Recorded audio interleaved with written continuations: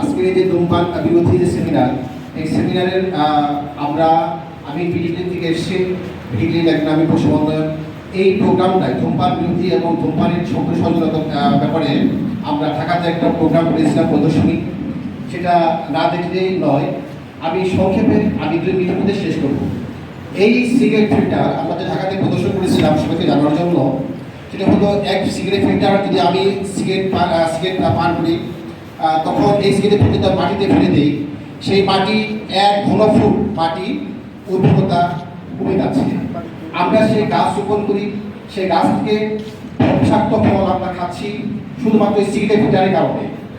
পাশাপাশি এই cigarette filter যখন বৃষ্টি আসে, পানিতে ভেসে যাচ্ছে, পানি দূষিত হচ্ছে। আমরা 5 কোটি সিগারেটের ফিল্টার ঢাকাতে প্রদর্শন করেছিলাম সবাইকে জানান দেওয়ার জন্য এটা কুফল সম্পর্কে। আমি সকলকে যারা ধূমপান করছেন বিনীতভাবে অনুরোধ করব, এই ধূমপান আমরা খুব দ্রুতই ছেড়ে দিই।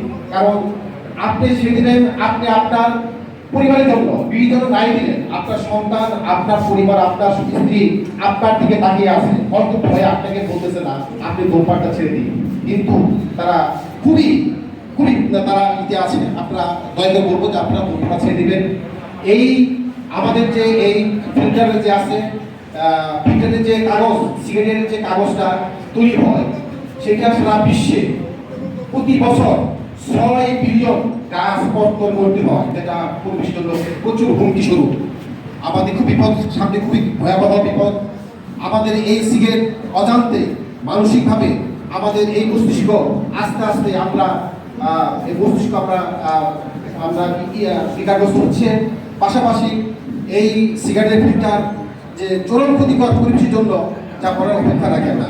আমি আবারও বিনয়ের সহিত বলবো, আমরা আর ধূমপান করবো না, আমরা সতর্ক থাকবো। সকলকে ধন্যবাদ জানিয়ে আমি আমার বক্তব্য শেষ করছি। আমি শুধু একটা কথা বলবো, আমাদের নবীর একটা স্পষ্ট হাদিস আছে, অর্থাৎ যে মাদক সেবন করবে বা মদ্যপান করবে, সবে কদর এবং সবে বরাতে রাত, অনেক বড় রাত, এই রাতে দোয়া কবুল হয়। কিন্তু যে মাদক সেবন করবে বা মদ্যপান করবে, এই রাতের মধ্যে তার দোয়া কখনো কবুল হবে না। এটা একটা নবীর স্পষ্ট হাদিস আছে যে মদ্যপান করলে বা মাদক সেবন করলে সর্বদাত রাত বা সর্বগত রাত তার জন্য কোনো ফজিলত লাভ নয়, যদি সে সেই নেশাটা না।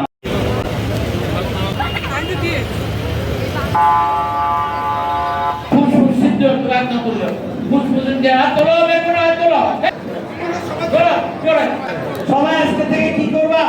মাদক ধূমপান না, ঠিক আছে তো? ঠিক আছে, ওকে, ঠিক আছে।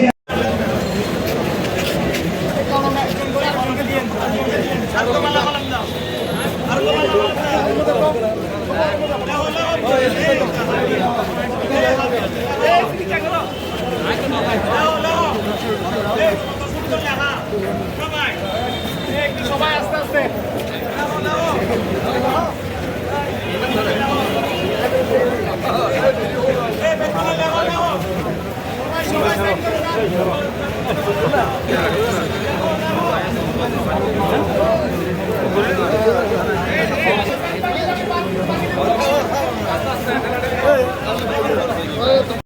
ষাটের পরে 1 2 3 4 আর আরে 60 দুইটা মানুষ হয়ে দাঁত ফুরি সুলটুল ভাগি লাগিয়ে সতর্ক হয়ে যাবে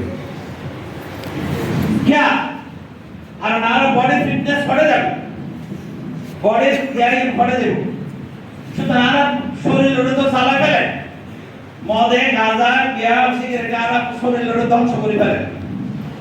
সুতরাং নারা ইয়ান বইতে বলো আর কেন বইতে দিতে বলো, এই জিনিস আপনারা ধ্যান রাখবেন। পাশে একটা নারা এই কলম দিয়ে ওনারা লিখতে দিবেন, আই নাম লেখছি।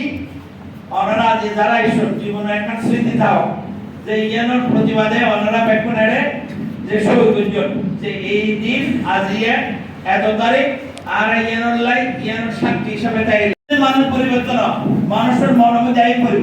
এই যে আজ ছাত্রী হলে তাই সে ছাত্র হলে যদি এর মারও যদি হয়, বাবুরও যদি হয়, মামারও যদি হয়, স্কুলে যদি হয়, স্কুল কলেজে যদি আর যদি জানি তারিখ সিগারেট খা আই শিক্ষা প্রতিক্রিয়া হইও দরবলে ভয় বের বললে ডাক দিছাইও নহলে স্কুল কলেজ তো বাইরে করে দিন চলে ছুটি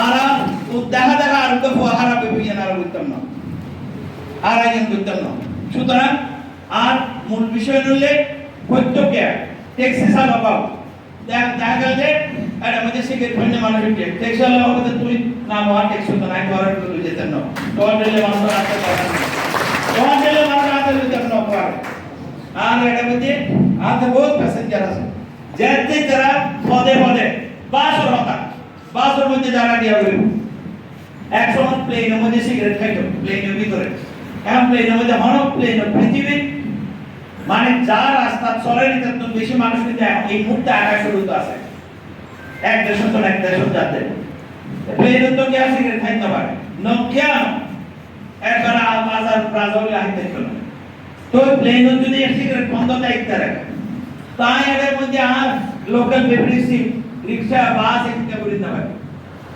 আর অতলে আর থেকে গরম করে ইয়ে আর রোজন তো নিয়ে শুরু করছো ইনশাআল্লাহ এবং আর কামিয়ে হই এবং আর ভালোভাবে বললে হই এরপর আর আজ আর একটা জিনিস আমরা হই যে সরকার একটা পালা জিনিস চালু হয়েছে প্রত্যেককে স্টুডেন্ট হলো একই কথা সর্বনিম্ন 500 টাকা পেনশন স্কিম আই সালে গরিব দেখতেন না 60 বছর হয়ে গেলে বই পেনশন স্কিম এটা সরকারে আর লইতো না